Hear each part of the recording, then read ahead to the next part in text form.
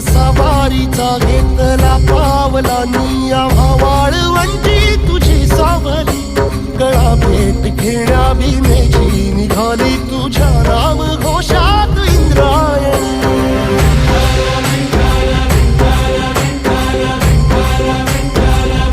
भिडे आसमंती ध्वजा वैष्णवांची उभी पंढरी आज नानावली तुझे नाव ओठी तुझे रूप ध्यानी जीवाला तुझी आस गा लागली